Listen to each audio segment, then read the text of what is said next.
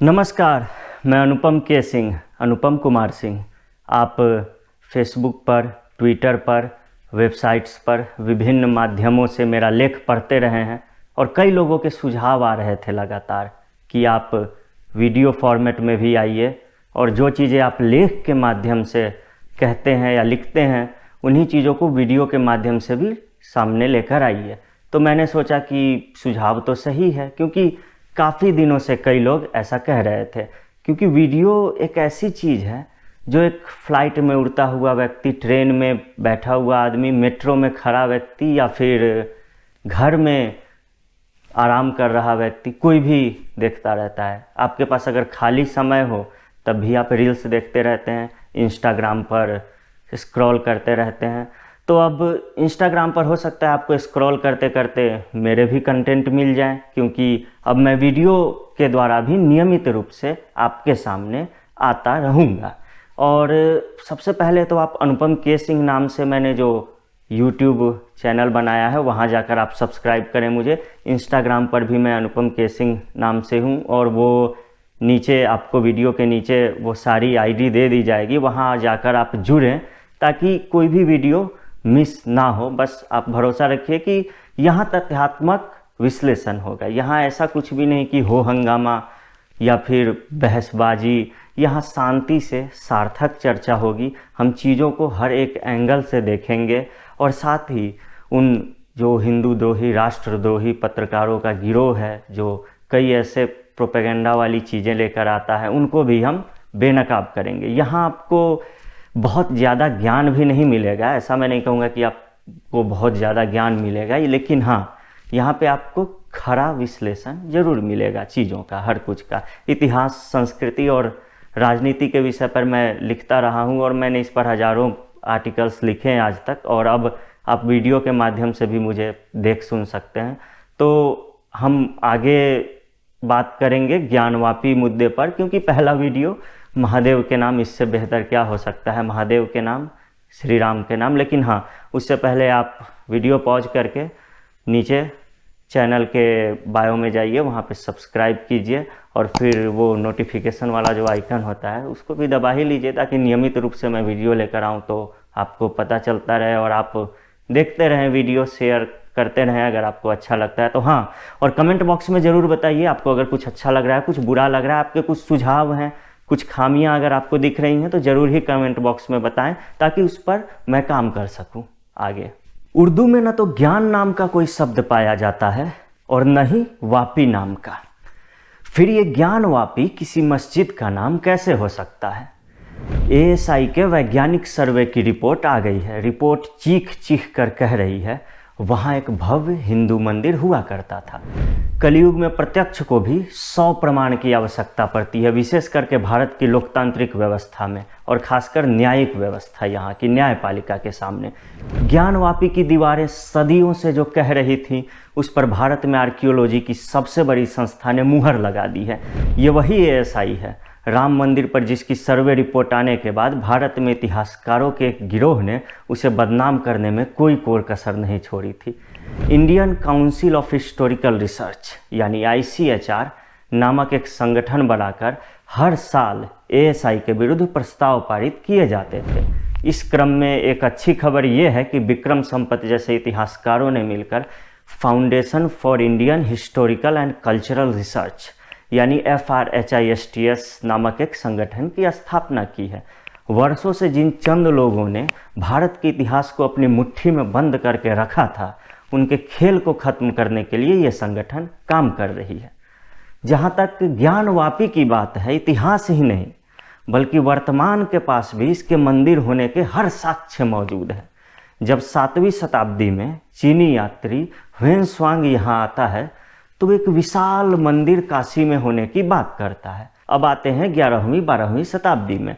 तब आज के उत्तर प्रदेश और बिहार के एक बड़े हिस्से पर गहरवाल राजवंश का शासन हुआ करता था। 12वीं शताब्दी की शुरुआत में इसके एक राजा हुए गोविंद चंद्र के मंत्री थे लक्ष्मीधर। लक्ष्मीधर ने एक किताब लिखी कृत्यकल्पतरु। कृत्यकल्पतरु का एक भाग है तीर्थ विवेचन खंड। तीर्थ विवेचन खंड में बताया गया है कि काशी में एक दो नहीं बल्कि 340 मंदिर हैं। काशी एक अविमुक्त क्षेत्र है। ये नाम इसीलिए पड़ा क्योंकि शिव इसे कभी नहीं छोड़ते हैं, वो हमेशा यहीं रहते हैं। वायु पुराण में यह स्पष्ट लिखा हुआ है, जो आदिकाल से आज तक नष्ट नहीं हुई वो अब क्या नष्ट होगी। ज्ञानवापी अर्थात ज्ञान का कूप, ज्ञान का कुआं, नाम से ही पता चल जाता है कि यह अध्यात्म ही नहीं बल्कि विद्या का भी एक केंद्र हुआ करता था। महादेव की जो भूमि आदिकाल से आज तक नष्ट नहीं हुई वो आगे भी नहीं होगी, ये कहने के पीछे आधार ये है कि इसे शिव का वरद हस्त प्राप्त है। हमारी जिजीविषा हमारे संघर्ष को दिशा दे रही है। जिस काशी की पांडित्य परंपरा छत्रपति शिवाजी महाराज का राज्याभिषेक कराती है, राम मंदिर में भगवान राम की प्राण प्रतिष्ठा संपन्न कराती है, उसी काशी में महादेव के प्रतीक के ऊपर नमाजी सदियों तक अपने पांव धोते रहे। क्या कल्पना भी की जा सकती है कि वेटिकन में कोई गैर ईसाई या फिर मक्का में कोई गैर मुस्लिम इस तरह का कृत्य एक बार भी कर पाएगा? यहाँ तो 350 वर्षों में लाखों नमाजियों ने लाखों बार महादेव के ऊपर अपने पाँव में सनी हुई गंदगी धोई है। जिस महादेव को हम जल अर्पित करते हैं, दुग्ध से अभिषेक करते हैं, बेलपत्र चढ़ाते हैं, उस महादेव के ऊपर पाँव में लगे मल मूत्र धोने वाले आज भी कह रहे हैं कि ये कोई शिवलिंग नहीं, ये तो फाउंटेन है। पलटकर जब हमारी एक हिंदू शेरनी ने जवाब दे दिया तो कन्हैयालाल तेली और उमेश कोल्हे का सर्तन से जुदा कर दिया गया। आज भी काशी में नंदी महाराज प्रतीक्षा में है कि कब यहाँ उनके आराध्य महादेव की पूजा अर्चना शुरू होगी, उनका भव्य अभिषेक होगा, श्रृंगार होगा, वहाँ पे मंदिर बनेगा। काशी की पांडित्य परंपरा की बात हम क्यों कर रहे हैं? क्योंकि विश्वेश्वर भट्ट उर्फ गागा भट्ट ने 6 जून 1674 को 7 पवित्र नदियों के जल से रायगढ़ के किले में छत्रपति शिवाजी महाराज का राज्याभिषेक संपन्न कराया था। वो एक देशस्थ ऋग्वेदी ब्राह्मण थे। गागा भट्ट की बात करने का कारण ये है क्योंकि इसी परंपरा में उनसे पहले नारायण भट्ट हुए थे, जिन्होंने अकबर के काल में राजा टोडरमल की सहायता से काशी विश्वनाथ मंदिर का पुनर्निर्माण करवाया था। चूँकि उससे पहले कुतुबुद्दीन ऐबक भी वहाँ तबाही मचा चुका था। उसने 1000 मंदिरों को तबाही मचाते हुए मूर्तियों को खंडित करने का दावा किया था। आज गागा भट्ट की पीढ़ी में ही हुए लक्ष्मीकांत दीक्षित राम मंदिर में रामलला की प्राण प्रतिष्ठा का अनुष्ठान संपन्न कराते हैं। ईश्वर ने काशी के एक महाविद्वान को अयोध्या में एक ऐतिहासिक अनुष्ठान संपन्न कराने के लिए निमित्त बनाया। क्या इसका अर्थ ये भी है कि इसमें ज्ञानवापी की मुक्ति के लिए कोई न कोई संदेश छिपा है? इसे संयोग कहें या कुछ और कि रामलला की प्राण प्रतिष्ठा के 2 दिन बाद कोर्ट का आदेश आ जाता है कि एएसआई के सर्वे की रिपोर्ट सार्वजनिक की जाए और 4 दिन बाद रिपोर्ट लोगों के सामने आ जाती है। ये मात्र संयोग ही नहीं हो सकता है, इसके पीछे भविष्य के गर्भ में छिपी किसी घटना का आभास समाहित है। इसे आप सकारात्मक रूप से ले सकते हैं। चिरकाल से हमारे देवस्थान न केवल पूजा पाठ किंतु अध्ययन, शोध एवं शास्त्रार्थ के केंद्र भी रहे हैं। शास्त्रार्थ की परंपरा हमेशा जीवित रही क्योंकि यहाँ ये व्यवस्था नहीं थी कि किसी ने अगर कुछ नए खोज कर लिए, नए आविष्कार कर लिए तो उसे बंदी गृह में डाल दिया जाए, उसे कारागार में डालकर बंदी बना लिया जाए या फिर उसकी हत्या करवा दी जाए। यहाँ खोज नए होते थे तो उनका सम्मान होता था। काशी भारत का एक ऐसा ही केंद्र रहा है, सतत रूप से यहाँ ज्ञान विज्ञान पल्लवित होता रहा है, उसे विद्वत जनों का संरक्षण एवं पोषण मिलता रहा है। ऐसा नहीं है कि इसे तबाह करने की कोशिश करने वालों को इसके प्रभाव की समझ नहीं थी, अपितु उन्हें अच्छी तरह पता था कि वे एक ऐसी उन्नत संस्कृति जहाँ ज्ञानार्जन भी पुरुषार्थ की श्रेणी में आता है उससे डरे हुए थे। वो उनके रेगिस्तानी चाल चलन से कई गुना अधिक श्रेयस्कर है। यहाँ का वनवासी समाज तक उनसे कई शताब्दी आगे की सोच रखता था। आज भी रेगिस्तानी चाल चलन वाले उसी ढर्रे पर चल रहे हैं। प्रधानमंत्री नरेंद्र मोदी ने 1000 करोड़ रुपए की लागत से अपने संसदीय क्षेत्र में काशी विश्वनाथ कॉरिडोर का निर्माण करवाया। 2 साल में 13 करोड़ श्रद्धालु काशी पहुँचे हैं।